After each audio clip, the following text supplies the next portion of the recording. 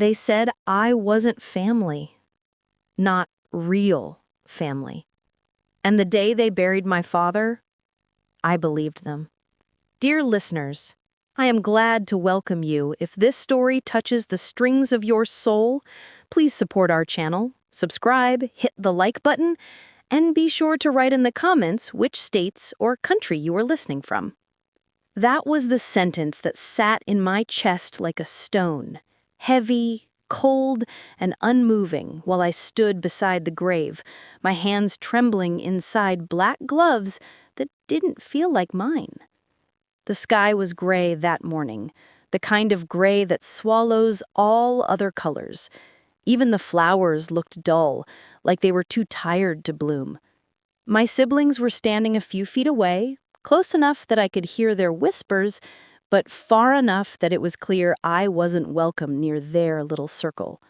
They huddled together, shoulders touching, eyes red, but still somehow sharp with judgment. Meanwhile, I stood alone at the end of the line, as if even grief had a seating arrangement I wasn't included in. My oldest brother, Raymond, turned when I stepped closer. Just one step. He didn't raise his voice. He didn't curse. He simply said, "This part is for family, Melissa. Family." The word curled like smoke in the air, stinging my eyes more than the cold wind ever could. I swallowed a breath that felt like broken glass and stepped back. Again, like I had my whole childhood, 3 steps behind everybody else. I watched my siblings place roses one by one on our father's casket. My hand held a single white one, but I didn't dare move. I just stood there, like the outsider they said I was. When the service ended, people walked by, offering soft smiles, gentle touches on my arm, small murmured condolences. But not one of my siblings looked at me.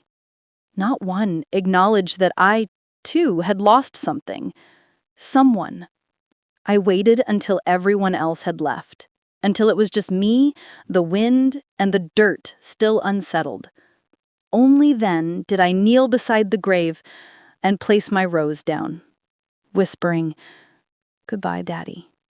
My voice cracked, and that crack spread inside me like a quiet earthquake. Because the truth was, I didn't know what I was losing. A father? A protector? Or the last piece of whatever thread held my family together. I didn't know then that the real blow, the one that would bruise deeper than anything else, hadn't even landed yet.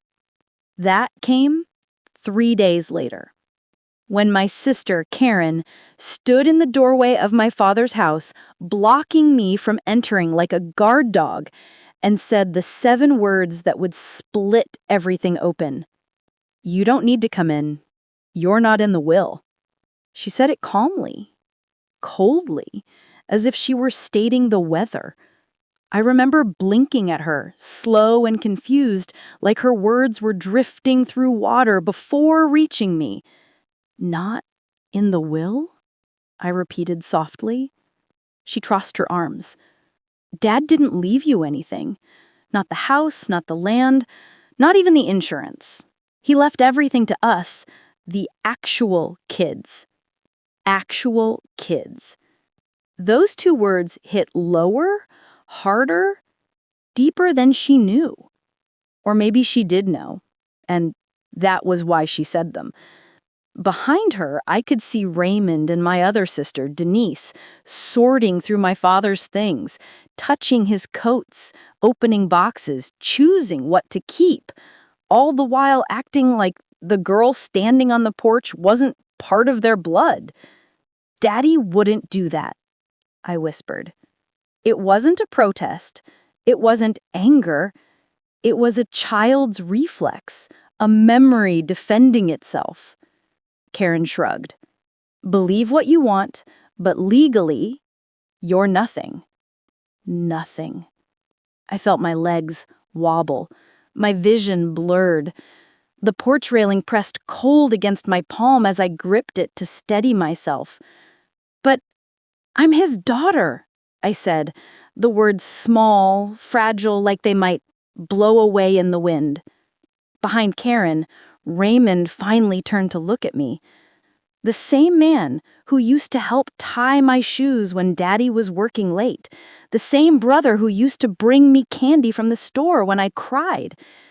His voice was now flat. "Dad never adopted you, Melissa. You know that." My stomach dropped. Because, yes, technically it was true. I wasn't my father's biological child. My mother had died when I was 6, and my father, who married her when I was only a toddler, raised me like his own. Or at least I thought he did.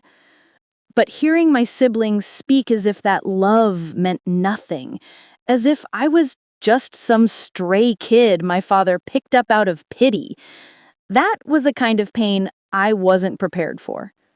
"Please," I whispered, "I just need to see. You need to leave."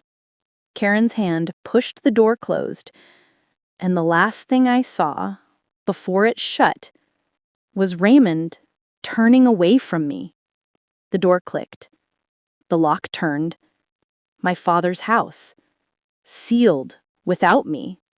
The world felt strangely silent afterward. Even the birds seemed to pause.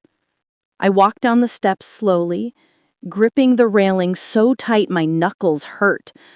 The cold air hit my chest hard, making it difficult to breathe. I stood at the bottom of the porch staring up at the house. The same house where my father taught me to ride a bike, where he read bedtime stories, where he held me the night I failed my first exam. And now I wasn't allowed inside. Not even to stand in the living room. Not even to touch the sofa where he used to nap. Not even to grieve. I don't know how long I stood there. Long enough for the sun to dip, long enough for the shadows to stretch across the yard. But I do remember the moment something inside me shifted. A quiet voice.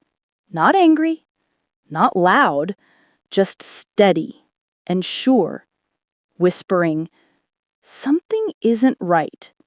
They're hiding something." And I didn't know then what I would find. I didn't know what secrets were tucked away in that house, in old drawers and forgotten boxes. I didn't know how far they were willing to go to erase me. But I would learn. And when I finally found the truth, when I found the will, everything they had tried to take from me would come crashing down around them. Because the man they claimed didn't love me, the man they said left me nothing, had left me more than they ever imagined. He left me everything. The day after they locked me out of my father's house, I woke up with a heaviness sitting on my chest like a brick. It felt like grief, betrayal, confusion, and humiliation all mixed together, brewing like storm clouds behind my ribs. I sat at the edge of the bed, staring at the wall for a long time, replaying everything my siblings had said. "You're not in the will. You're not family. You're not an actual child." Those words had settled into my bones overnight. But so had something else, something sharper, something that didn't shake as easily. A refusal. A refusal to accept what they said. A refusal to accept that the man who raised me, fed me, protected me, prayed for me, held me, had left me nothing. That wasn't him. That wasn't his heart. And no matter how loudly Karen slammed that door, something deep in me whispered, "Go back." So I did. When I returned, everything felt staged. My father's house always had an energy, a warmth. Even when money was tight, even when life was rough, there was a softness in the walls, a hum in the air. But that day, it felt like walking into a crime scene. My siblings had already started moving things out. A truck was backed up to the porch. Denise was carrying boxes, Raymond was loading furniture, and Karen stood at the top of the steps with a clipboard, like the CEO of other people's belongings. When she saw me walking toward the house, her face dropped, not in sadness, not even in anger, in irritation, like my presence alone was messing up her schedule. "What are you doing here, Melissa?" she asked sharply. "I need to see the will," I said. My voice was steady. Too steady. Raymond chuckled under his breath like I'd told a joke only he understood. Denise rolled her eyes but kept walking. Only Karen stepped forward, gripping that clipboard until the papers bent. "We already told you, Dad didn't include you." "Then show me." The wind blew my hair across my face, but I didn't move. "Show me proof." Karen's lips tightened. "You don't get to demand anything. You're not listed as an heir, and until probate is done, this house is legally ours to settle." I swallowed. Hard. "Then what do you lose by showing me?" She hesitated. And in that hesitation, I felt it. Fear. A flicker. A tiny spark behind her eyes. She wasn't expecting me to push. She wasn't expecting me to question. She wasn't expecting me to stand here at all. "You need to leave," she repeated, voice colder now. "We're handling Dad's estate. You were barely part of his life." Barely? My breath caught. I lived in this house for 18 years. "And yet," she said with a casual shrug that sliced right through me, "he chose not to claim you." That was the moment right there. Karen's face, Raymond's low laugh, the boxes, the truck, all of it that made something in my chest finally snap. I walked right past her, straight up the steps, straight across the porch, straight toward the door she had slammed in my face the day before. Karen grabbed my arm. "Melissa, you can't go in there." I turned and looked at her hand gripping me. My voice was calm, quiet, but it carried years of swallowed pain. "Move your hand." She froze. Raymond stepped forward like he was going to intervene. But for the first time in years, I didn't shrink. I didn't back down. I didn't fold myself into something smaller. I looked them both dead in the eyes and said, "I have a right to see what my father left behind." And I pushed the door open. Inside, the air felt wrong. Too much was missing, already. Furniture, papers, boxes, drawers were emptied, cabinets half stripped. They hadn't just begun packing. They had been working since the moment the funeral ended. And that alone told me something wasn't right. I walked through the living room, touching the wall out of instinct, like maybe the house remembered me, even if my siblings didn't. "Don't touch anything," Karen snapped. I ignored her. I wasn't looking for furniture. I wasn't looking for money. I wasn't even looking for a will. Not yet. I was looking for anything they overlooked. Because greedy people always miss something. Always. Raymond stepped in front of me. "You're done here, Melissa." "Funny," I said. "That's exactly what liars say." His jaw clenched. Karen hissed, "You're being disrespectful." "No," I said softly. "You are. You all are. And you know it." For a moment, there was silence, a thick, heavy silence, where nobody breathed. Then I saw it. In the corner of the room, under a stack of old coats they planned to donate, my father's blue binder. The one he never let anyone touch. The one he kept locked in his room. The one he always slid under his arm when the lawyer came over. My heart jumped. Karen noticed my shift and immediately stepped between me and the coats. But it was too late. I had already seen it. That binder changed everything. But getting to it, that started the war. Before I could take a step, Raymond grabbed my wrist. Hard. I looked at his hand, then at his face. "No," I whispered. "You're done lying." And with the strength of every memory my father ever gave me, every hug, every "I'm proud of you," every moment he treated me like I belonged, I pulled my hand free. They weren't expecting that. They weren't expecting me to fight. But grief makes you fold. Betrayal makes you break. Love makes you rise. And for the first time since they shut that door in my face, I rose. I reached for the coats. My fingers brushed the fabric. I could feel the binder underneath. Karen lunged. Raymond stepped forward. Denise yelled my name, and everything exploded at once. Chaos doesn't always come with noise. Sometimes it comes with breathing loud, uneven, panicked breathing. Karen's, Raymond's, Denise's, and mine. Because as all three of them lunged toward me, trying to block me from reaching that blue binder, the air thickened, time slowed, and for a moment, there was nothing but the sound of feet moving, hands grabbing, voices rising. But my mind was laser-focused on one thing.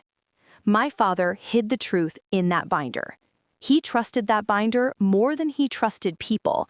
He protected it for a reason. And they, my siblings, were terrified of me touching it. That told me everything.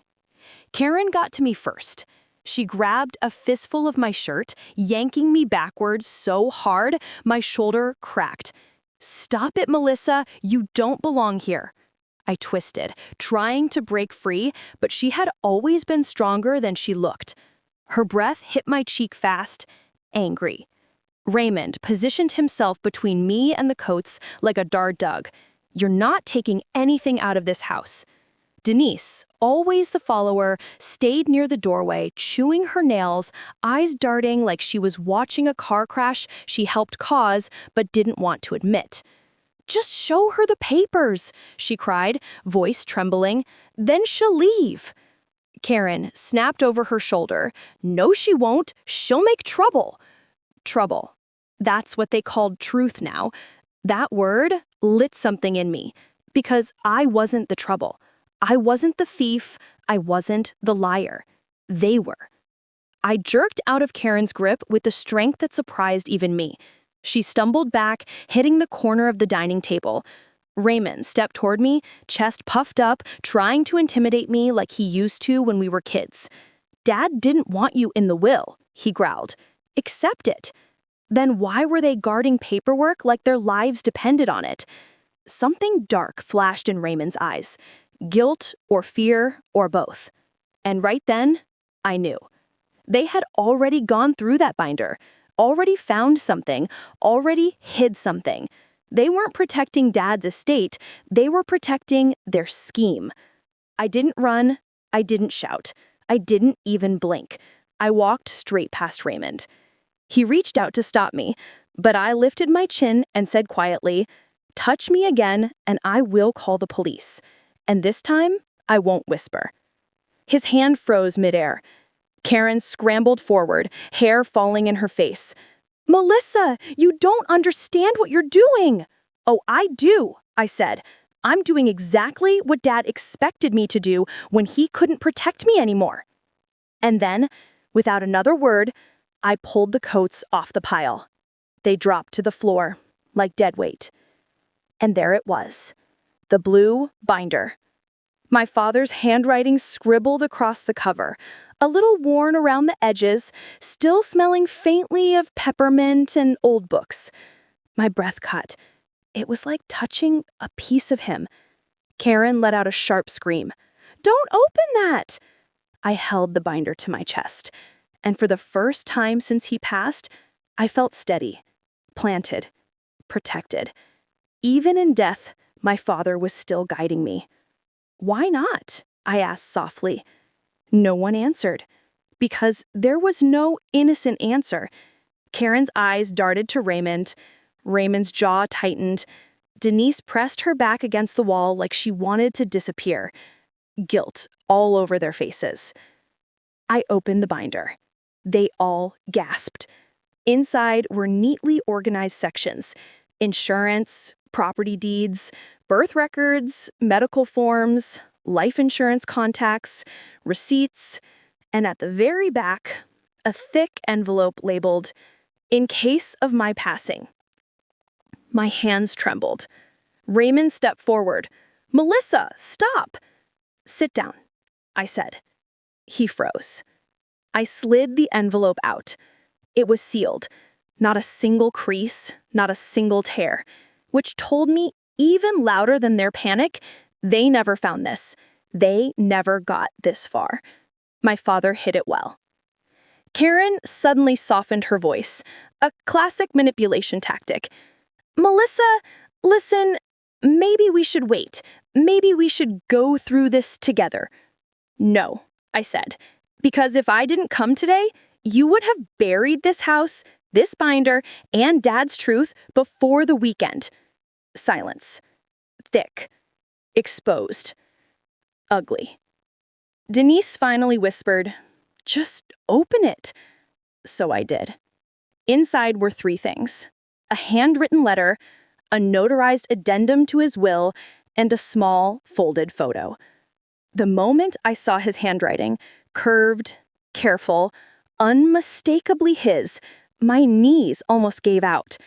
I unfolded the letter slowly. My siblings leaned in, but I angled my body away. This was for me.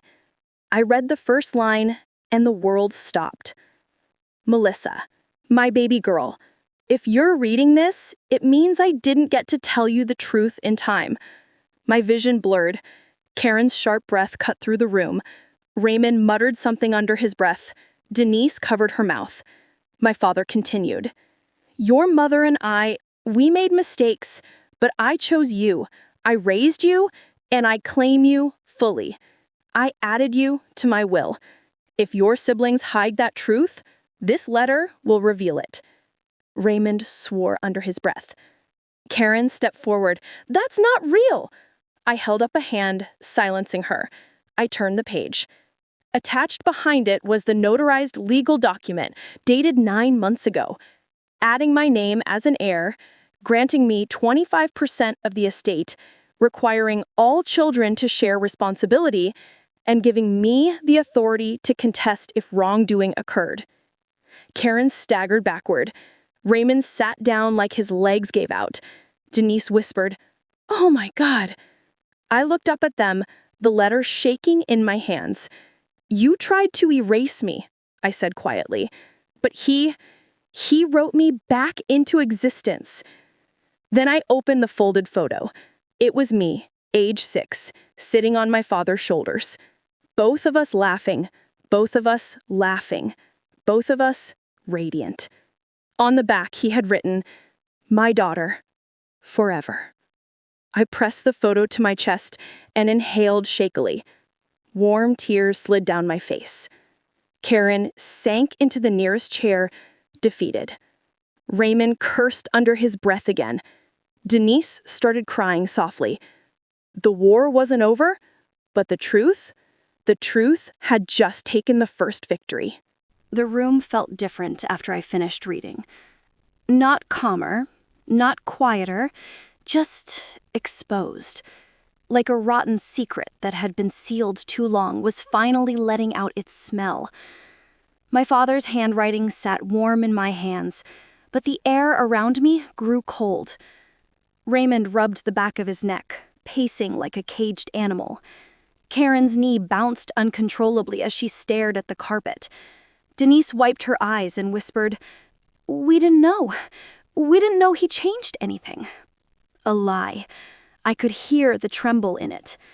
I tucked the letter and the legal addendum back into the envelope, holding it close to my chest. And that's when Karen suddenly shot up from the chair. "No!" she shouted, voice cracking. "You're not taking that! You are not taking that from this house!" I didn't flinch. "It's mine," I said. "He wrote it for me." Her face twisted. Anger, jealousy, desperation, all coiling together. You don't get to walk in after everything you put him through, she snapped. You barely visited. You were always the problem. Now you want to show up and take the house, the money, his things? That's not what I want, I said quietly, but she didn't hear me. People rarely hear you when guilt is drowning out their ears. Raymond slammed a fist on the dining table so hard the salt shaker jumped. Dad wasn't thinking straight, he barked. He wasn't well. He was confused. That signature doesn't mean anything. But I caught the slip. He already knew exactly what the document said, which meant he had seen it before, which meant he lied earlier. Denise's voice wavered. We should just destroy it, right? If we burn it, then... I froze. Burn it? She said it like burning my father's words was a normal solution.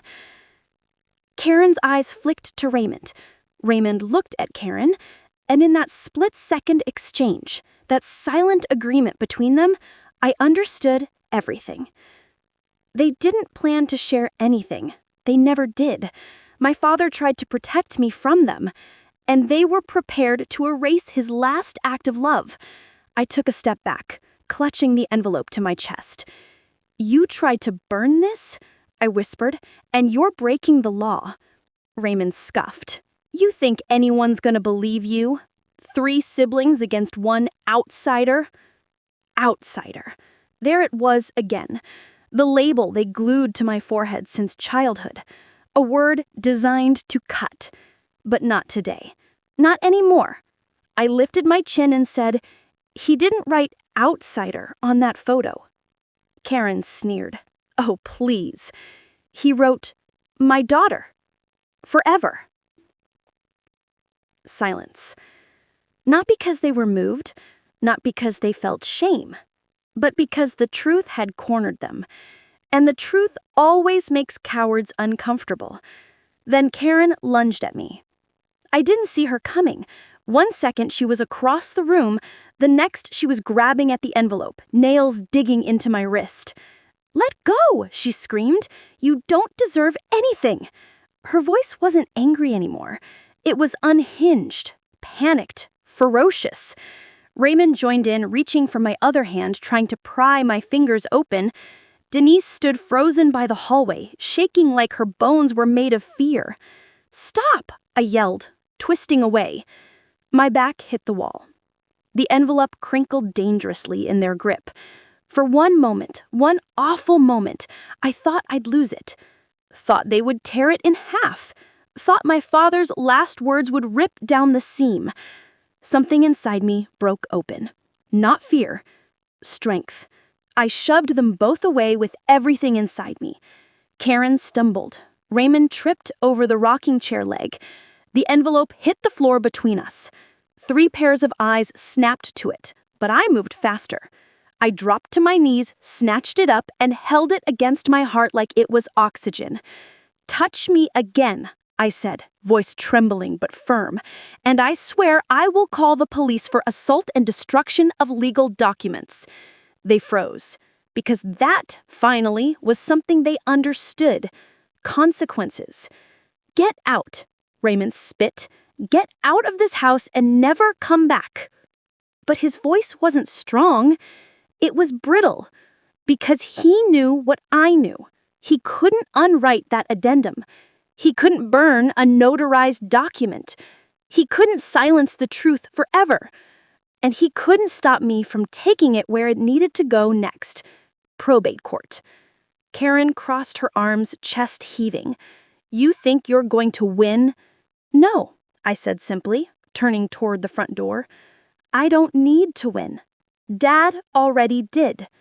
They flinched at that. Denise whispered, Melissa, please, don't do this. I stopped with my hand on the doorknob. Her voice sounded scared, but not for me. She wasn't worried about losing a sister.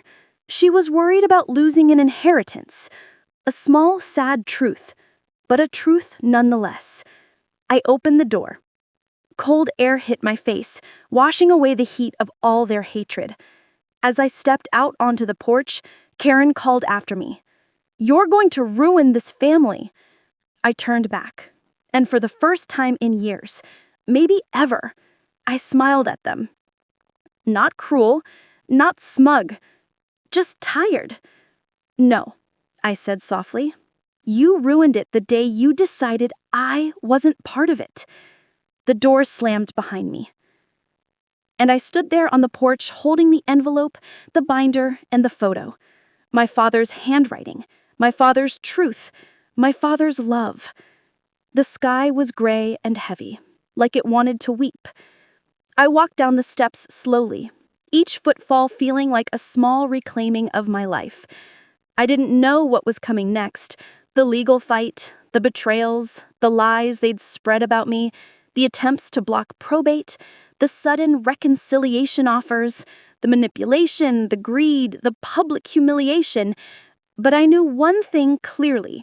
I wasn't walking away empty-handed. I was walking away with the truth. And the truth was stronger than all three of them put together. I sat in my car for almost 10 minutes before I could even put the key in the ignition. My hands were shaking so badly I had to hold them against my chest just to steady my breath. The envelope felt warm beneath my palm, like my father's words were still alive, still trying to comfort me. When I finally started driving, I didn't go home. I went straight to the attorney's office. Not my siblings' attorney, not the family lawyer they trusted. Someone new. Someone neutral. Someone who wouldn't look at me with that familiar, condescending tilt of the head and say, "Are you sure your father meant to leave this to you?" No, not again. This time, I wasn't giving anyone space to doubt my existence. The lawyer's name was Janet Clark, mid-50s, sharp eyes, a voice that didn't wobble. She looked over the addendum and the letter carefully, adjusting her glasses. When she finally leaned back in her leather chair, she exhaled through her nose. "This," she said slowly, "is legitimate." My chest tightened. Something uncoiled inside me. Relief, fear, grief, all braided together. "But," she added, tapping the paper with her pen, "your siblings won't take this well." A bitter laugh escaped me. "They already started." Janet didn't smile. She locked eyes with me and said, "Prepare yourself. They'll fight. Hard." I swallowed. "I've been fighting my whole life," I whispered. "They just never believed I'd fight back." She nodded. "Good. Because based on these documents, you have every right to file for full probate control. He appointed you executor, and the estate, especially the house, was meant for you." Hearing it aloud almost made me dizzy. Someone finally saw me. Someone finally believed me. Janet slid the papers into a protective folder. "We'll file Monday." I nodded. Monday. But by Monday morning, my siblings had already started their war. The first attack came at church. I walked in through the side entrance, hoping to slip quietly into my usual seat near the back. But whispers followed me like shadows. People tilted their heads. Some stared. Others turned away quickly, pretending not to look. When I reached the pew, Mrs. Green, who'd known me since I was 8, leaned close and whispered, "I'm sorry, baby, about what your brother and sisters are saying." I blinked. "What are they saying?" She hesitated, looked down, then back up. "That you took advantage of your daddy when he wasn't well, that you forced him to sign something, that you're trying to steal the house from the rest of the family." My stomach twisted hard. I felt every pair of eyes on me, some pitying, some judging, as if I were the villain in my own father's story. I swallowed hard and forced myself to breathe. "They're lying," I said quietly. Mrs. Green touched my hand. "I know, baby, but you need to be ready. Folks talk." And talk they did. After service, people approached me, one after another, each with some half-baked version of the story my siblings planted. Melissa, is it true you forged something? You shouldn't have done them like that. Why would you try to take the whole house? Your siblings are devastated. Devastated. The word made me want to laugh and scream at the same time. They weren't devastated. They were exposed. There's a difference. The second attack came on social media. I didn't even know my siblings had taken it that far until someone sent me a screenshot. One greedy child can destroy an entire family. That was the caption. The picture? A childhood photo of the four of us, me barely 8 years old, smiling with missing teeth, posted like a memorial to the sibling I supposedly used to be. The comments were even worse. She's always been the jealous one. Some people will do anything for money. She didn't even visit her father when he was sick. I heard she threatened them. Threatened? The only threat I made was telling them I'd call the police if they laid their hands on me again. But I guess to them, standing up for myself counts as aggression. Bullies always rewrite the story to paint themselves innocent. The third attack hit me where it hurt most, at work. My supervisor called me into her office, her eyes full of concern. Melissa, I received a call from someone claiming to be a relative. My blood ran cold. They said you were emotionally unstable right now and might need some time off. Emotionally unstable.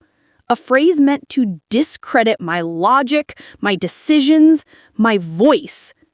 A phrase abusers love to use. Do you feel unstable? My supervisor asked kindly. No, I whispered. I feel attacked. She nodded slowly, and I believe you, but I need you to know this may not be the last time they try. I left the office with my chin up, but inside, everything felt heavy. Each attack wasn't random. It was coordinated, calculated. My siblings were building a case, not just legally, but socially, morally, reputationally. If they couldn't burn the document, they would burn me. By the end of the week, I was exhausted. Not physically, emotionally. Grief pulled at me. Anger simmered beneath my ribs. Fear curled in my gut. But then, on Friday evening, Janet called. Her voice was different, calmer, almost excited. She said, Melissa, we found something. My pulse quickened. What is it? She said, there's another document, a deeper one, a more decisive one. What does that mean? It means your father didn't just update the will once. He updated it twice. And the second update changes everything. My breath hitched. Everything? She said, come into the office first thing tomorrow. You need to see this with your own eyes. I closed my eyes and clutched the phone. Another document. Another truth. Another thing my siblings tried to bury. The war was far from over, but for the first time in days, hope flickered inside me. A small flame, but enough to keep going. I barely slept that night. Every time I closed my eyes, I saw my father's face, not the sick, frail version I saw in those last days, but the steady, quiet man who used to sit on the porch with a cup of mint tea and say things like, "Baby, the truth may walk slow, but it walks steady." And now that truth was finally catching up. I arrived at Janet's office before she even unlocked the doors. She smiled when she saw me waiting. "Nervous?" she asked. "I don't know what I am," I admitted. "Just ready." She nodded. "That's enough." We went inside and she led me to her conference table, where a single manila file sat like it was holding the weight of a lifetime. Janet didn't sit right away. She stood over the file for a moment, almost as if giving me space to breathe. "Your father made a second amendment to his will," she said quietly, "about 3 months before he passed." I frowned. 3 months? But by then he was already sick. Yes, but he was still coherent. He had full legal capacity. There's no question about that. My heart thudded hard against my ribs. Janet opened the file slowly, revealing a neatly typed document. I leaned in, breath caught in my chest. My name was at the top. Clear. Unmistakable. Melissa Jane Robinson, appointed sole executor and sole inheritor.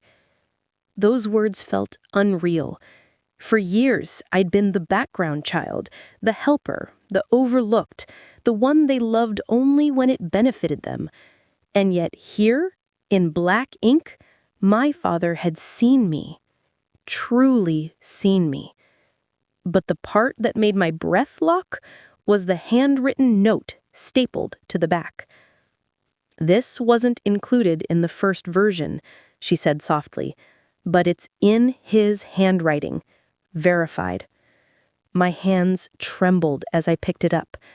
The handwriting was shaky, but still his. "Melissa, if they ever make you feel like you don't belong, know that I left this world trusting you more than anyone else. Not because you're my daughter, but because you're the one who showed up." I covered my mouth, a sound escaping my throat that wasn't quite a sob, but wasn't silence either. Janet placed a gentle hand on my arm. "There's more," she said. I looked up. "More?" She slid another paper toward me, a notarized statement, a witness signature, and at the bottom, a familiar name. "Pastor Whitfield?" I breathed. "He witnessed your father's signature." The same pastor who looked me in the eye at service last week, sadness heavy in his expression. The same pastor who loved my father like a brother. The same pastor my siblings conveniently never mentioned. My siblings didn't just forget this document. They hid it. Or, at the very least, they hoped it never surfaced. But it had, and it changed everything. Janet leaned back, exhaling deeply. "With this," she said, tapping the pages, "your siblings have no legal foundation to claim the estate." A strange mix of victory and grief washed over me. "So, it's over?" I asked. Janet shook her head gently. "Oh no, it's never that easy." My stomach tightened. "This will escalate," she said. "They'll accuse you of manipulation, of hiding documents, of lying." "I didn't lie," I whispered. "I know, but they will twist the story. Prepare yourself for a storm." A storm. That was too gentle a word for what came next. When I walked out of Janet's office, I felt lighter. But by the time I got home, that lightness vanished. 3 SUVs were parked outside my house. My siblings' cars. All of them. My heartbeat quickened, but I forced myself to breathe slowly, in through my nose, out through my mouth. I stepped out of my car cautiously. Before I could reach my porch, my oldest sister, Tamra, marched toward me. Her face was twisted with fury. "What the hell do you think you're doing?" she hissed. I said nothing. Silence makes some people more uncomfortable than yelling. She jabbed a finger at me. You think you're gonna steal Daddy's house? It's not stealing, I said calmly. I found a document. Oh, here she go.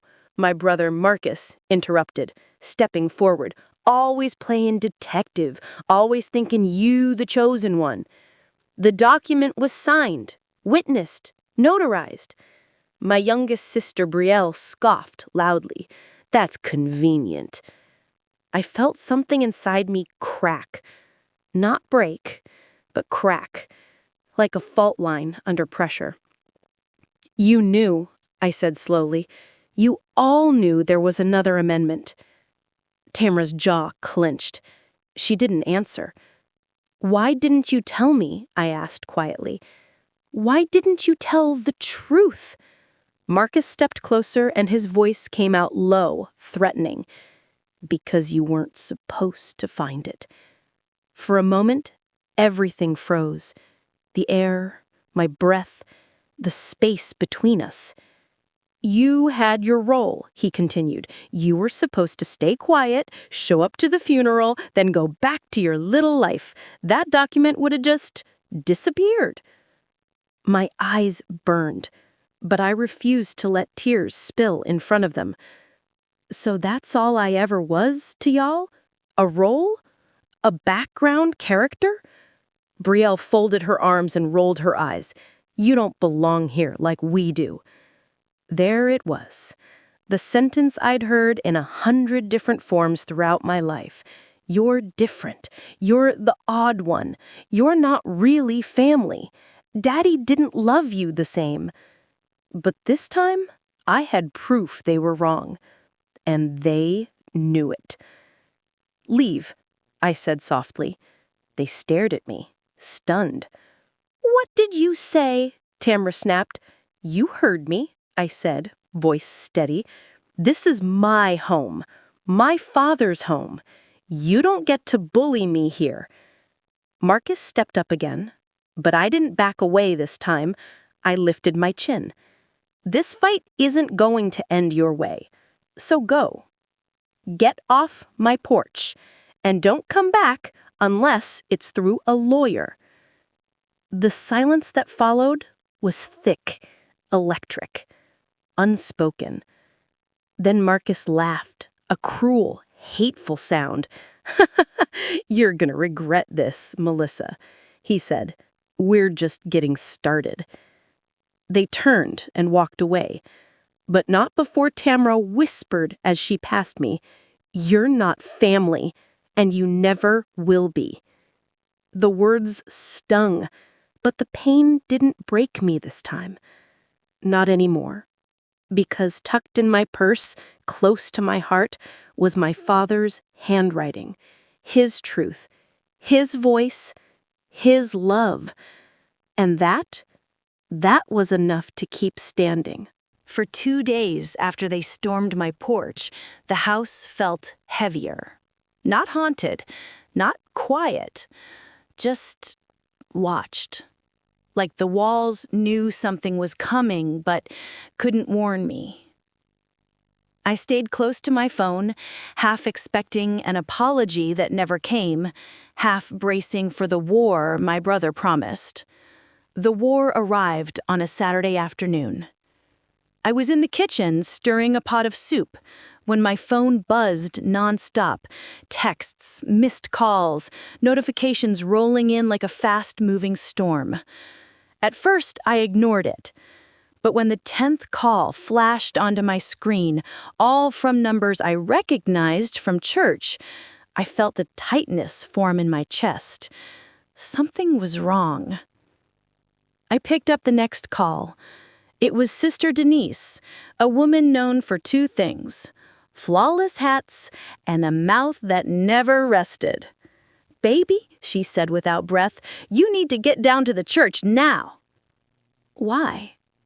Oh, no time for questions. They up here dragging your name through Moses, Matthew, Mark, and John. My stomach dropped. Dragging my name? At church? I grabbed my keys, barely remembering to turn off the stove.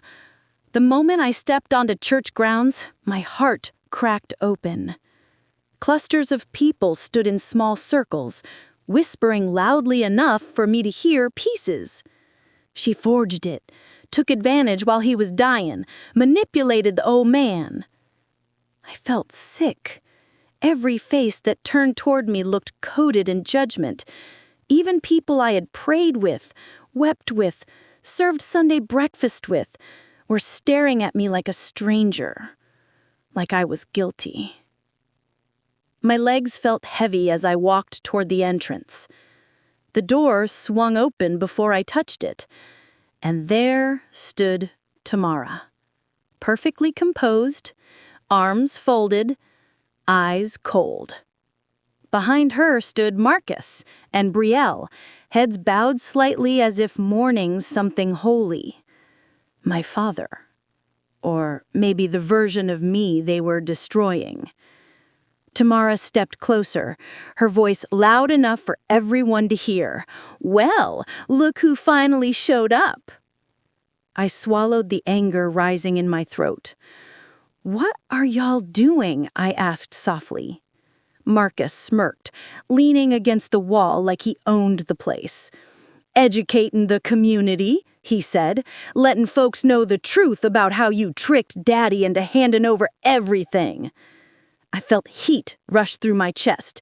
"That is a lie." "A lie?" Brielle scoffed. "The whole congregation knows you were always the jealous one." A wave of whispers rippled through the crowd. My breath shook. "This isn't right," I said. "You're twisting everything." Tamara stepped closer, so close I could feel her perfume, a sharp floral scent that always made me dizzy. "You stole from us," she said, each word dripping with venom. "You stole our father's legacy." I felt tears rising, but I blinked them back. "I protected his wishes," I said quietly. "I did what he asked me to do." "Oh, please," she snapped. "Daddy wouldn't have left everything to you. You were barely even around." Something inside me snapped. "I was there every single day." The words burst out, raw and louder than I intended. The whisper stopped. I took a shaky breath. "You weren't there when he fell trying to get out of bed. You weren't there when he couldn't remember what day it was. You weren't there when he cried because the pain wouldn't stop." My eyes burned, but I kept going. "I bathed him, fed him, drove him to every appointment, sat beside him at night when he couldn't sleep. Where were you?" The silence that followed cut deeper than any insult. Tamara blinked, but her expression didn't soften. "Well, we were busy living our lives, and Daddy didn't need a nurse, he needed respect, something you never gave him." I reeled back as if struck. Respect? That was all I ever gave him. Marcus seized the moment. "Look," he said to the crowd, raising his voice dramatically, "we're not asking for pity. We're asking for fairness. Melissa manipulated our sick father into signing something he didn't understand." A murmur of agreement rose around us. I felt the ground tilt beneath me. "Show them the document," Brielle demanded, crossing her arms. "If it's so real, show the church." I froze. Of course they wanted that. They wanted to twist it, question it, destroy its credibility in front of witnesses. I shook my head. "I'm not bringing legal documents into a public fight." "Oh," Tamara lifted an eyebrow, "convenient again." People nodded, whispering. Suddenly, a voice called out from the crowd. "Let the girl speak." Pastor Whitfield stepped forward, his face etched with sadness. He walked between us like a mediator trying to tame a wildfire. "Melissa," he said gently, "your siblings came to me this morning. They said there was concern about the authenticity of certain paperwork. So they came to you first," I said quietly. He nodded apologetically. "They asked me to support them, to vouch for their claims." Did you? I asked, my voice trembling. No, he said firmly. I told them I witnessed the signature myself. Gasps filled the space. I felt something loosen in my chest. But Tamara wasn't done. She turned to the crowd. Pastor witnessed the first signature, she shouted, not this mysterious second document she just happened to find. People murmured. Doubt returned. Doubt always returns faster than truth. Pastor looked at me with pained eyes. Melissa, do you have the second document today? Before I could answer, Marcus cut in. She doesn't have it because she knows it's fake. And just like that, the crowd erupted. Voices rose. Accusations flew. Someone shouted, "She tricked that old man." Someone else, "She just wants the money." A third voice, "Lord, protect us from snakes." I felt my knees wobble. It was no longer a conversation. It was an ambush. A public execution of my character. Tamara stepped forward one last time, her voice low enough for only me to hear. This is what happens when you don't know your place. I turned and walked away. Not because I was defeated, but because I refused to give them the satisfaction of watching me break. But as soon as I reached my car, as soon as the door closed behind me, the tears came. Not soft, not controlled, but deep, shaking sobs that felt like they came from the very center of my soul. I pressed my forehead against the steering wheel. How do you fight a battle when the people you love become the enemy? By the time I pulled into my driveway, my face was stiff with dried tears, but my spirit felt even stiffer, numb almost, like my heart had gone into hiding, refusing to come out until the world stopped spinning. I sat in my car for a long time, engine off, keys in my lap, just breathing, trying to steady myself after what happened at the church. But the moment I walked into my house, I felt it again. That heaviness, that warning, like something or someone had been there before me. I locked the door behind me and set my purse on the counter. My hands were shaking, not from fear, but from exhaustion, emotional exhaustion, the kind that settles into your bones. And then my phone rang. I didn't want to answer it. Didn't have the strength to hear one more lie, one more accusation, one more plea for me to do the right thing by surrendering what my father left for me.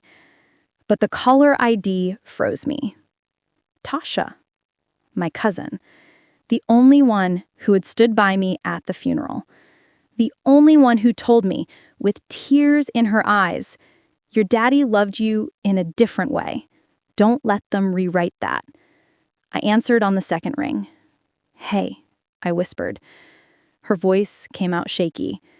"Mel, I need you to listen, and I need you to stay calm." My stomach tightened again. "What happened?" I asked. There was a long pause, a breath, a tremble. "Your siblings, they got to somebody." I didn't speak. I didn't need to. The silence said enough. She continued. "Marcus approached him first.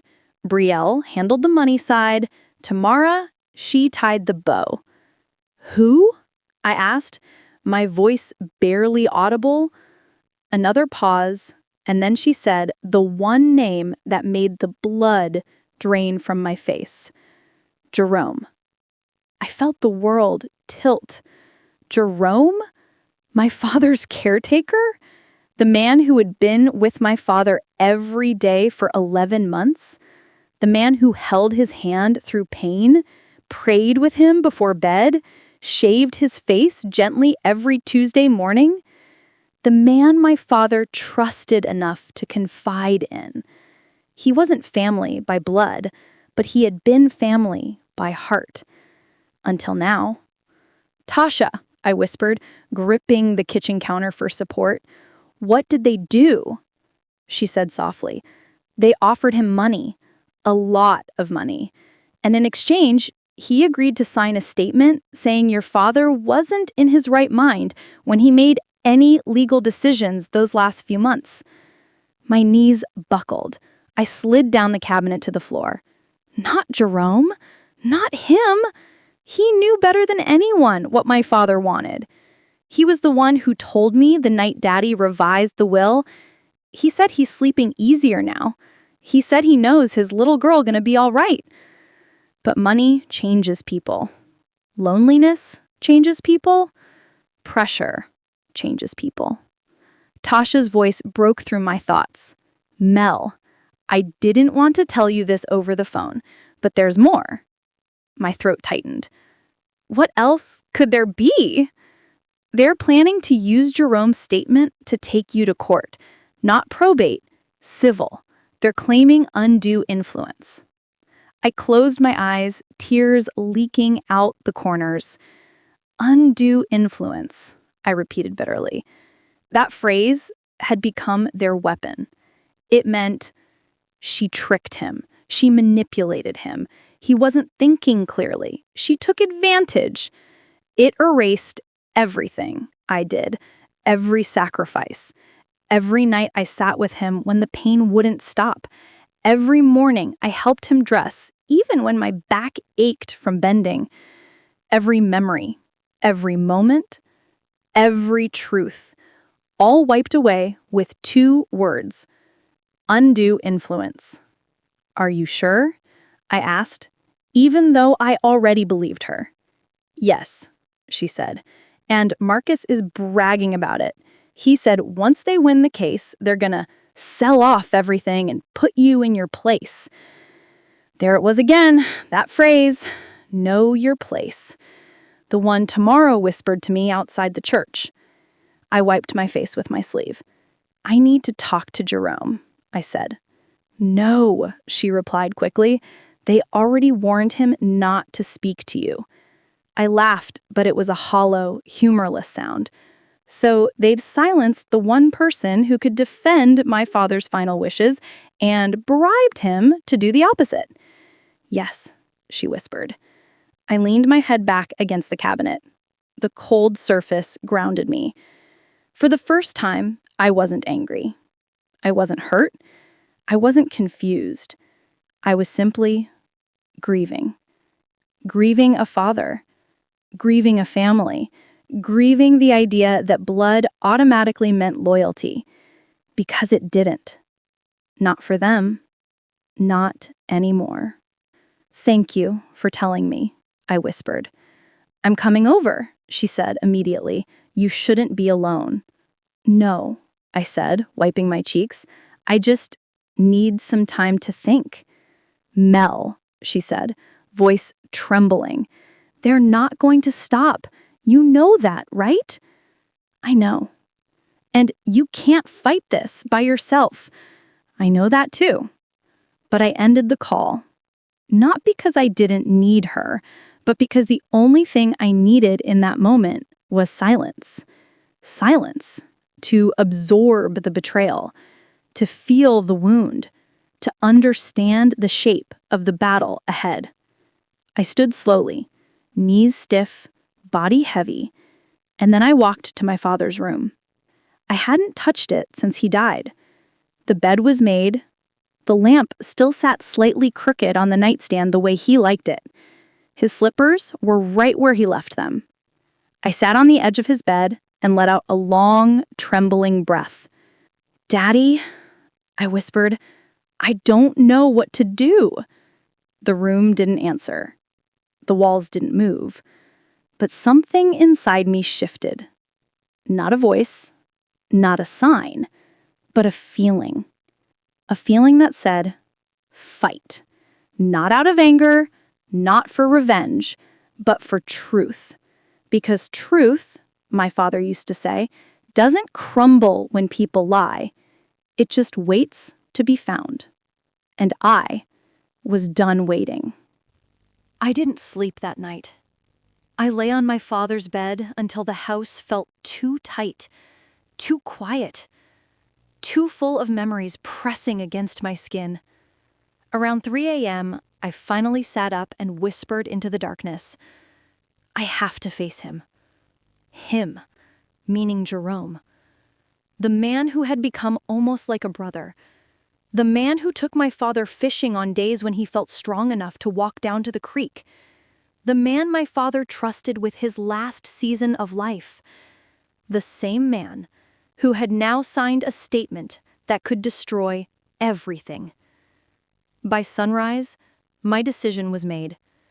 I showered, dressed in something simple, a plain gray dress and a cardigan, and braided my hair back. I didn't want to look intimidating. I didn't want to look pitiful either. I just needed to look like myself. Like the woman my father raised.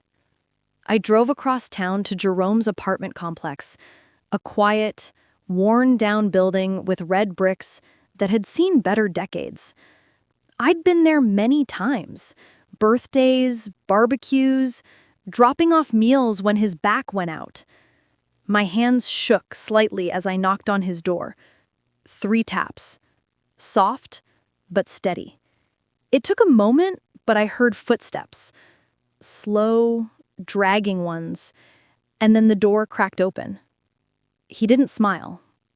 Not this time. Mel, he said quietly, you shouldn't be here. Jerome, I replied, we need to talk. He hesitated, looking over his shoulder as if someone might be watching. Then he finally opened the door wider. I stepped inside. The air smelled like old coffee and burnt toast, a scent that usually meant he'd been up all night thinking. His apartment was clean but cluttered the way it always was when his mind felt heavy. He sat down slowly in his recliner, and I took the chair across from him. For a long moment, neither of us spoke. He rubbed his palms together. I folded my hands in my lap. The clock on the wall ticked just a little too loudly. Finally, I broke the silence. You signed a statement against my father's will. His head dropped instantly. Mel, please don't make me lie to you. Not you. So don't, I whispered. He looked at me with eyes full of guilt. Heavy. Red. Swollen. He didn't want to sign it, he said, softly. But they showed up at my job. Marcus first. Then your sisters. They cornered me. I swallowed hard.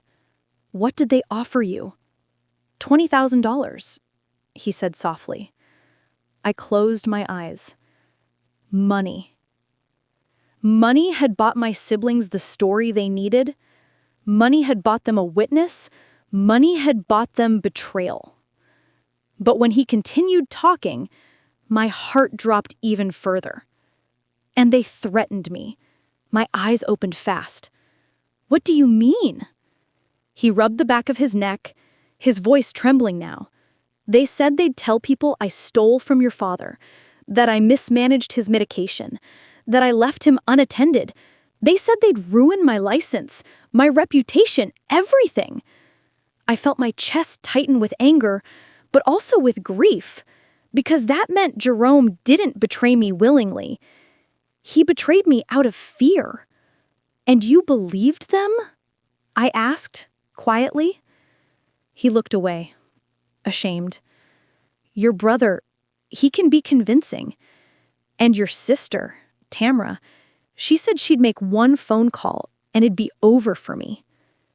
That sounded exactly like her. The manipulation, the entitlement, the cruelty wrapped in politeness. I leaned forward slightly. Jerome, you were there. You were closer to my father than anyone. You know the truth.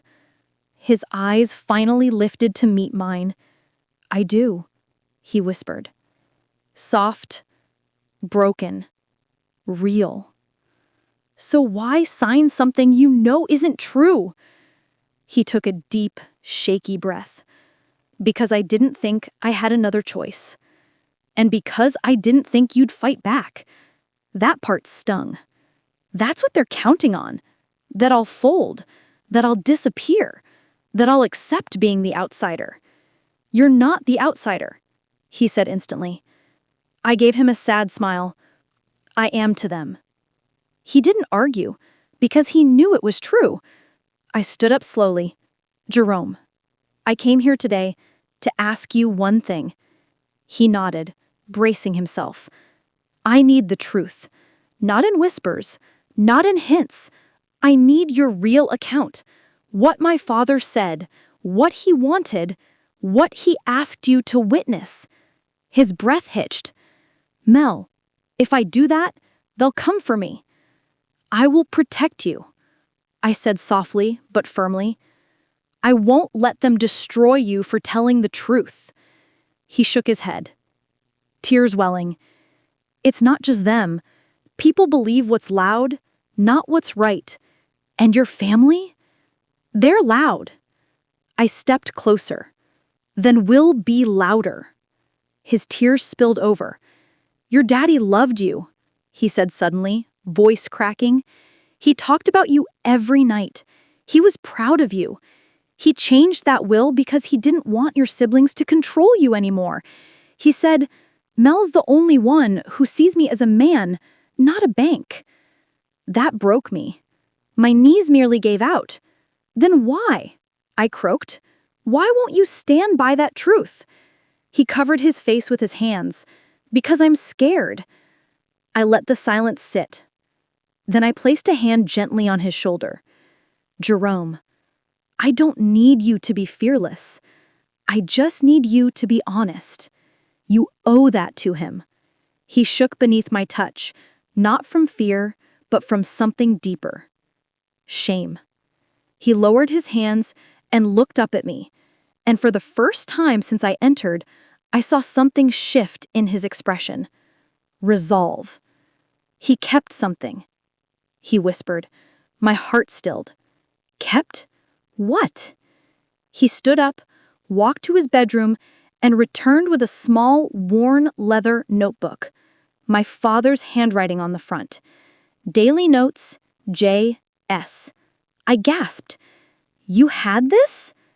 He told me to give it to you, but after he passed, I got scared. I didn't know how your siblings would react. I didn't want trouble. I reached for the notebook with trembling hands. The weight of it, the smell of it, the familiar slanted handwriting. My father. This was his. This proves everything, I whispered. Jerome nodded. It's why they wanted to silence me. Because they don't know this exists.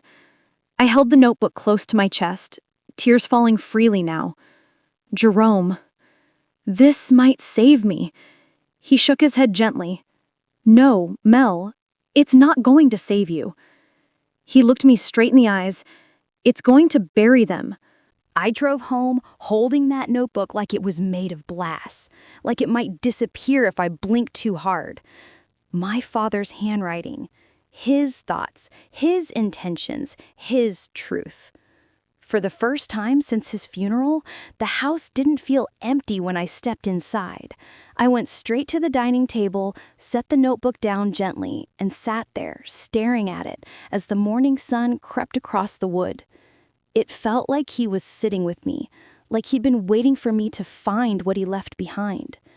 My hands trembled as I opened the first page. The ink was faded but readable, the handwriting crooked and stubborn just like him. If something happened to me, I want Mel to have this book. You tell her she always been the one who check on me without expecting something. My breath caught. There, right there, the first sentence already carried more love than my siblings had ever acknowledged. I turned the page, then another, and there it was.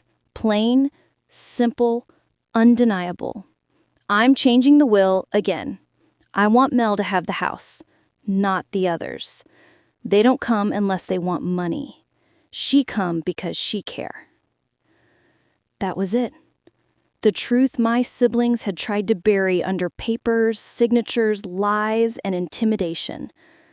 I covered my mouth with both hands as tears burned down my face. Not out of greed, not even out of triumph. No, but because for the first time in my life, I felt seen by my father. Understood, chosen not as the outsider, but as his daughter. Hours passed before I realized I hadn't moved from the table. Then came a knock at the door. 3 sharp, hurried bangs. I froze. I already knew who it was before I opened it. Tamara. And behind her, Marcus, both standing stiff on my porch like they were on official business. No hello, no sympathy, not even fake politeness. Just anger simmering under forced calm. "You've been talking to Jerome," Tamara said, folding her arms. Not a question, a statement. I didn't answer. Marcus stepped forward. "We told you to stay out of this. Dad didn't want you involved." Before I could speak, Tamara pushed past me and walked straight into my house, like she owned the place, like she owned me. Marcus followed without asking. I didn't stop them. I just stood there, leaning against the doorway while they stormed into my living room like a storm. Tamara turned, her voice sharp. "You need to hand over whatever he gave you." I lifting my chin. "No." Her eyes flashed. "You have no legal claim, Melanie, none. This little rebellion you're doing won't hold up." Rebellion? That word struck something. I walked slowly to the dining table and placed my palm over the notebook. "I'm not rebelling," I said quietly. "I'm protecting what belongs to me." Marcus scoffed. "He didn't leave anything to you." I tapped the notebook gently. "This says otherwise." Tamara took a step forward, her face tightening. "What is that?" she demanded. "My father's daily notes," I said calmly. "I wrote everything here, and I do mean everything." For the first time, I saw something flicker in her eyes. Fear. Real fear.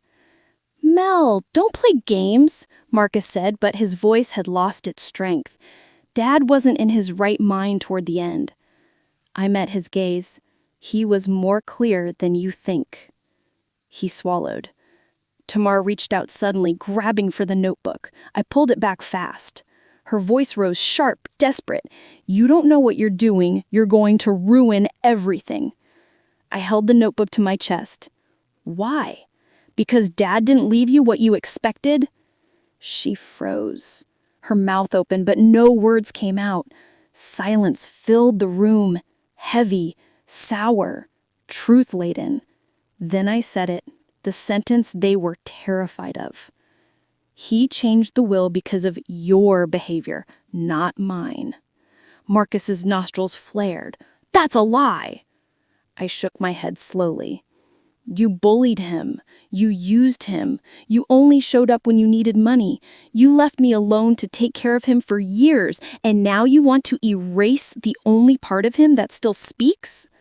Tamara stepped back like I slapped her. "You don't get to talk to me like that," she snapped. "And yet," I said gently, "you were the least present."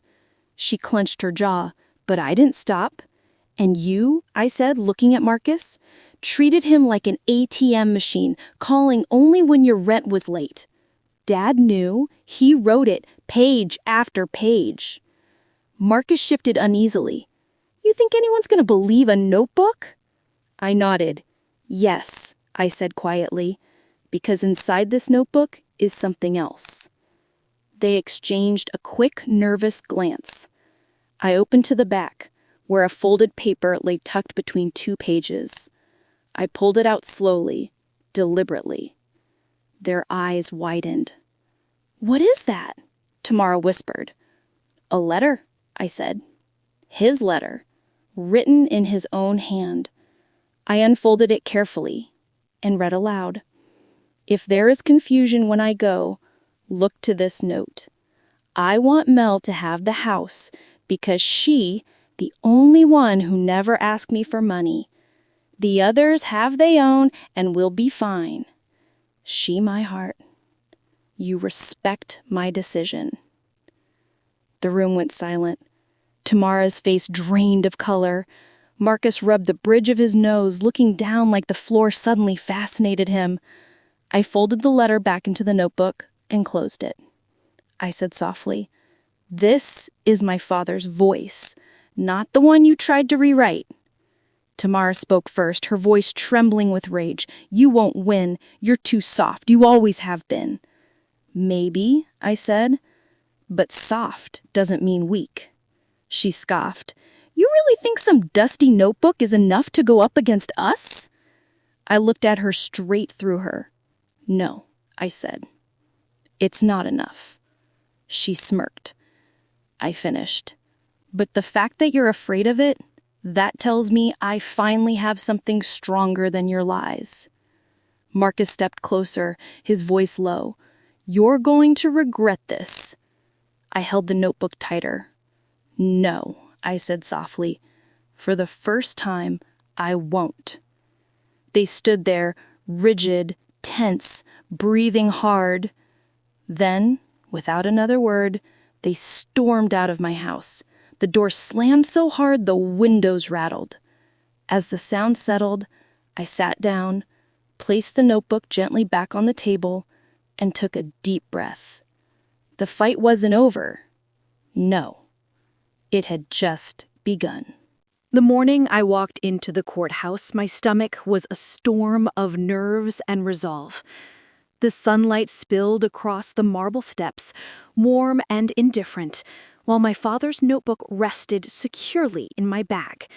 Every step toward that building felt like walking into a battlefield I had been preparing for my entire life.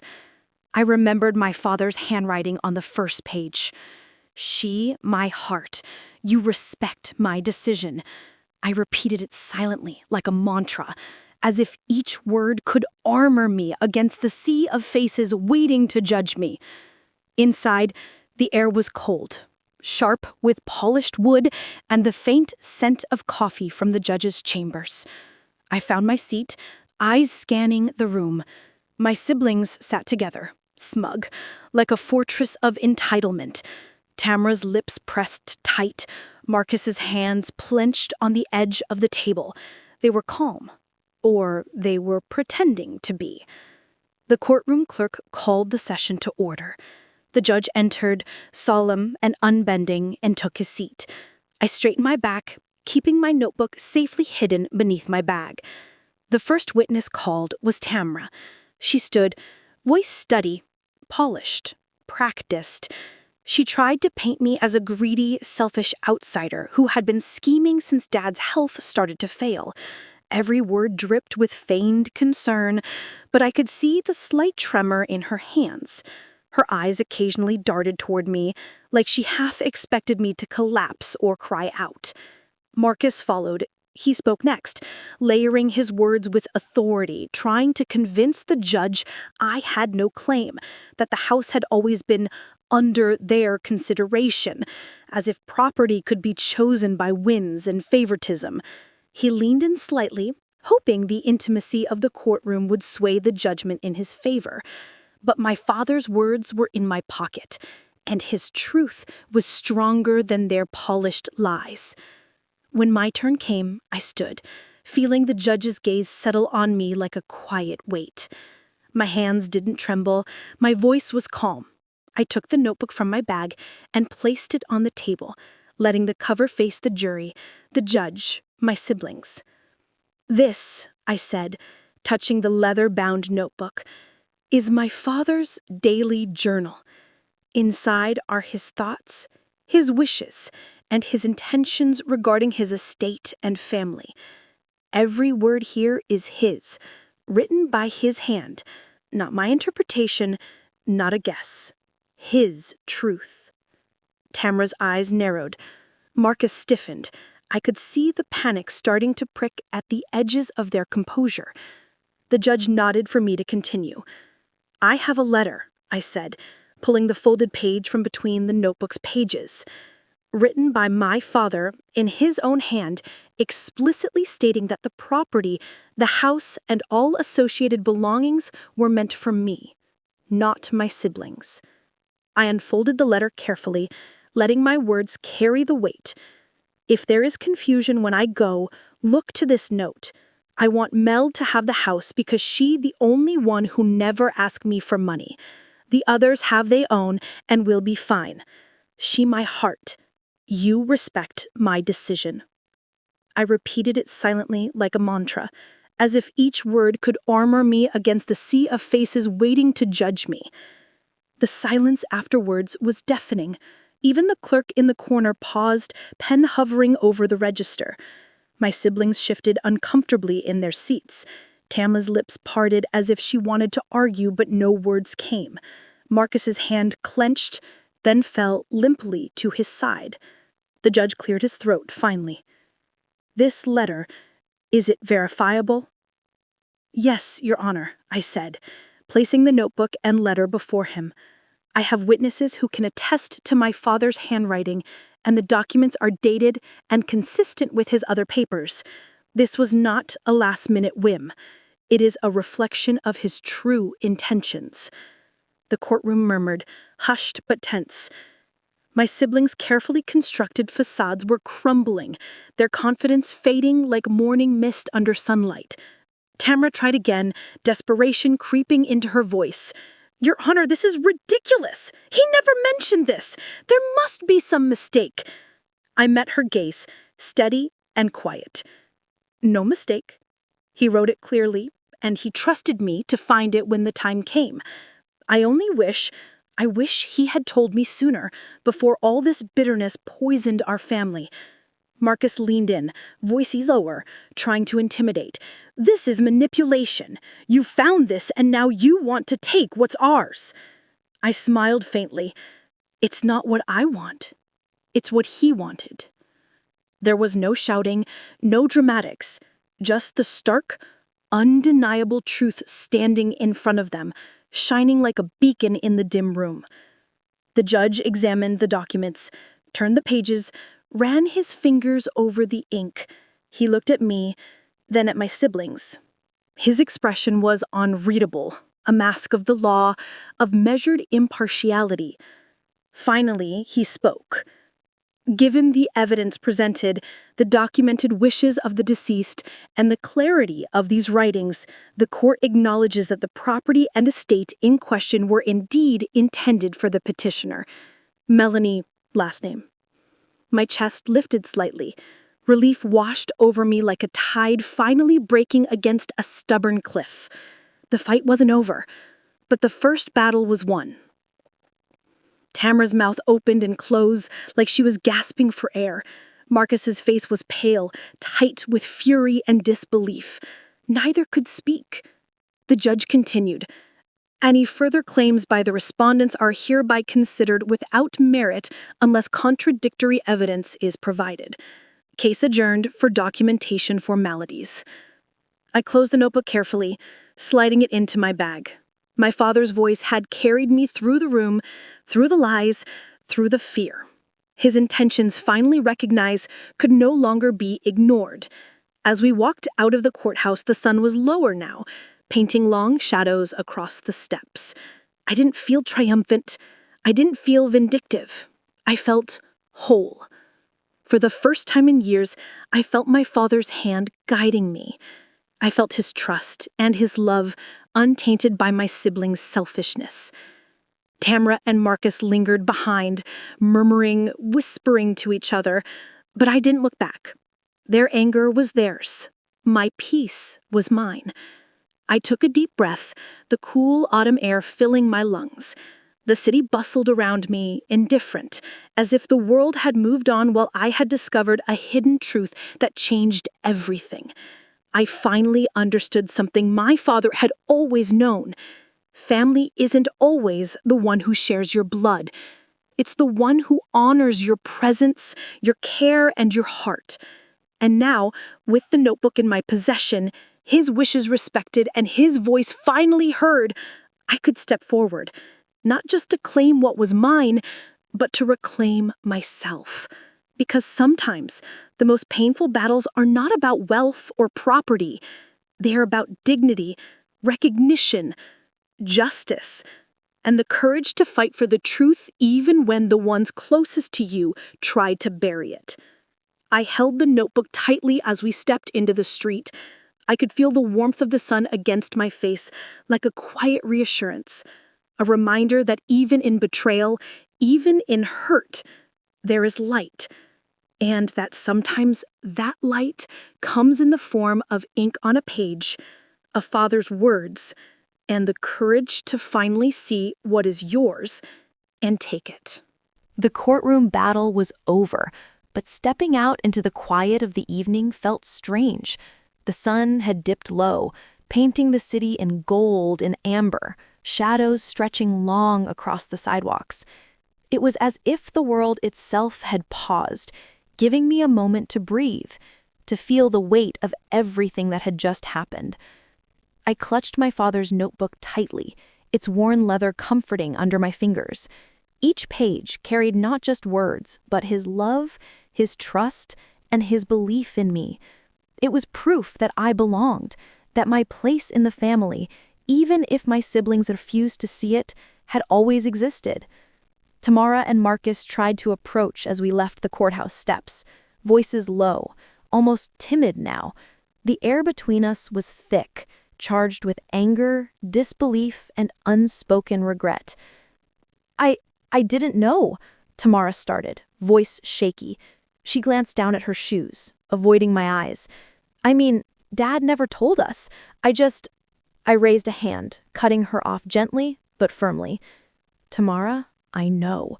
I understand how it looks, but it's not about what you didn't know. It's about what Dad wanted, what he trusted me to honor. That's what matters now. Her eyes glistened. She opened her mouth again, but the words didn't come. Instead, she took a step back, swallowing whatever pride or argument she had left. Marcus, on the other hand, looked at me with a mix of fury and shame.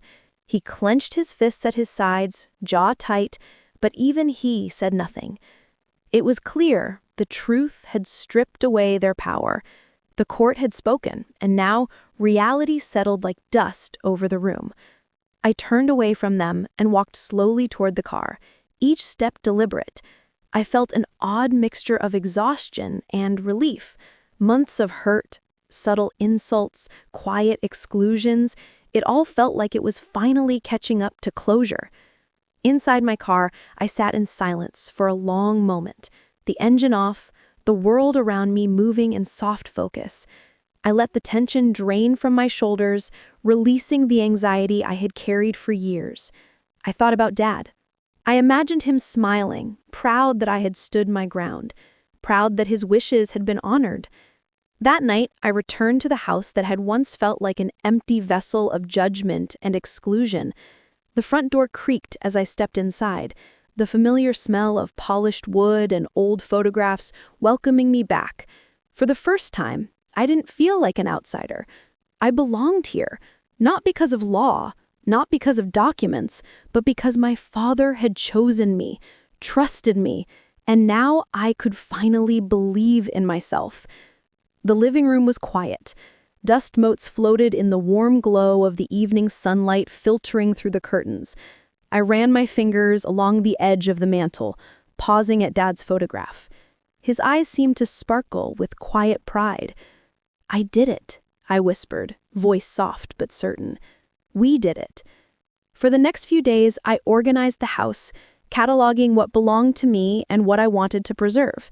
Each item was a small connection to memories of Dad, moments that were mine alone. I placed the notebook in a special drawer in the study, a place where I could always reach it, always remember his trust.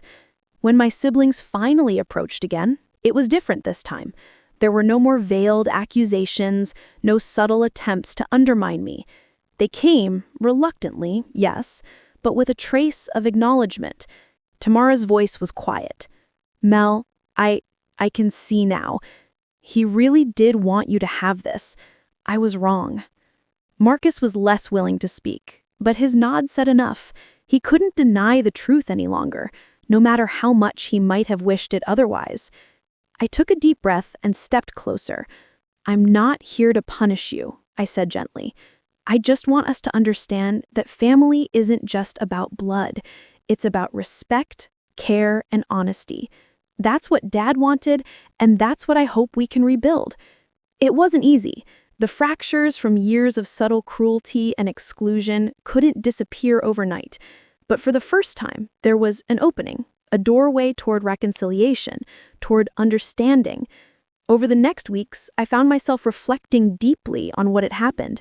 I realized that the pain of exclusion, of being treated as if I didn't belong, had shaped me in ways I hadn't fully acknowledged. It made me stronger, yes, but also cautious. I had learned that trust was fragile, and that sometimes you had to fight not just for what was yours, but for your dignity. I also began to appreciate the quiet victories, the moments when I chose patience over anger, when I held my ground without resentment, when I allowed myself to feel sorrow without letting it consume me. Each small step was a stitch in the fabric of my recovery, a testament to resilience and grace.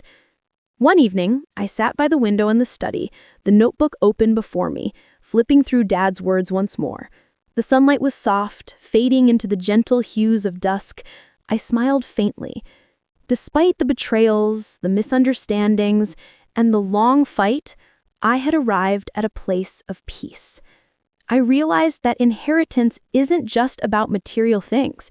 It's about legacy, the lessons, the values, the love left behind. My father's true gift was not just the house or the belongings, it was the trust he placed in me, the belief in my character, and the reminder that sometimes, even when the world treats you as an outsider, your place in the story is never truly lost. That night, I wrote a letter to my siblings, not with anger, but with hope. I know there's been hurt and confusion between us, but I hope we can move forward with honesty and care. Let's honor Dad's memory by treating each other with the respect he always wished for us. I am willing to try, if you are.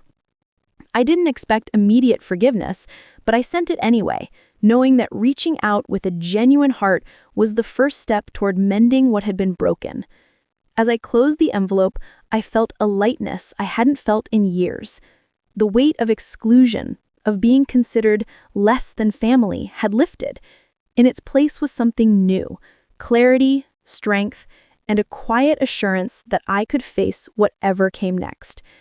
The house felt warmer that night, not just because of the sunlight fading outside, but because of the truth finally acknowledged inside. I realized that family can be complicated, painful, and imperfect, but even in its flaws, there is room for love, understanding, and redemption. I placed the notebook back in the drawer, the letter ready to be delivered, and as I walked to the living room, I caught sight of myself in the mirror. I saw someone who had endured, who had fought, who had claimed her place without losing her heart. I smiled, a quiet, reflective smile, knowing that this was only the beginning of a new chapter. The story wasn't just about the will, it was about the courage to seek justice, the strength to stand alone, and the grace to forgive, not for others, but for oneself. And in that realization, I finally felt at home. Sitting by the window that evening, I let the quiet settle around me. The sun had gone down, and the house was wrapped in a soft, warm glow. I thought about everything that had happened, the exclusion, the hurt, the silent battles I'd fought, and finally, the truth that had come to light. It was overwhelming, but in a way, it was also beautiful. I had learned so much about patience, courage, and self-worth. Sometimes life doesn't hand us clarity or justice on a silver platter. Sometimes we have to dig, fight, and demand what is rightfully ours. But in doing so, we discover something even more valuable: our own strength, resilience, and the voice we didn't know we had. I want you, dear listener, to remember this. Being treated as an outsider doesn't define you. Being excluded doesn't diminish your worth. And sometimes the most important victories are not just in what you gain, but in how you grow through the struggle. I think about my siblings now, about the mistakes, the misunderstandings, the hurt feelings. Forgiveness doesn't erase the past, but it frees you from carrying it. It allows you to step into a future where your heart is lighter, your mind clearer, and your spirit intact. So, I leave you with this question. If you were in my place, facing exclusion, betrayal, or the feeling of being less than, how would you find your courage? How would you reclaim your voice and your rightful place in the story of your life? Life isn't perfect, and families are never simple, but truth, patience, and inner strength will always guide you home, to yourself, to your dignity, and to the people who truly matter. If my story touched you, or if you faced something similar, I invite you to share your thoughts in the comments. Your experience matters. Your voice matters.